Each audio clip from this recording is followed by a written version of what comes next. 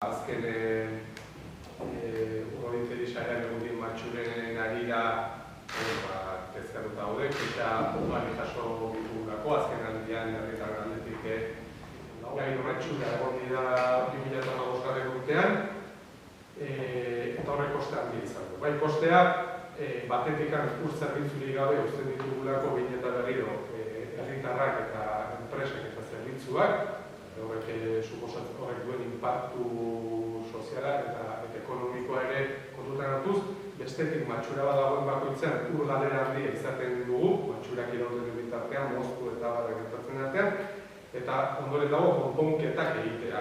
Orduan, konponketetan 2015an soilik 74.000 euro gastatu ditu. Batetikan, udalangileen lana azpimarratu eta goraipatu nahi genuen. Hemen udalak ez dauka horrelako matxura dinamika bati aurre egiteko azpiegitura sendo bat.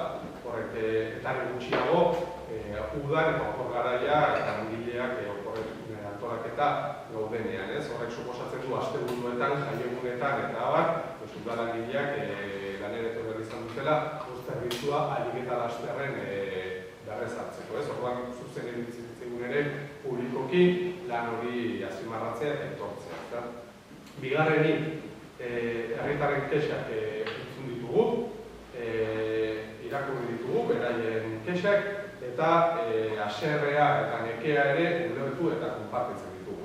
Badakigu ez dela nahikoa gure aldetik, arduradun politikoaren aldetik hori esatea, horrek ez duela arazo konpontzen, eta horregatik, aste honetan zehar ari gara, bilera eskatu diguten herritar guztiekin bilduz, beraien kexua zehatzen zuten, eta saiatzen ari gara, guk esplikatzen zindan momentu honetan egoera, eta guztien artean konponbide bat bilatzeko beharraz.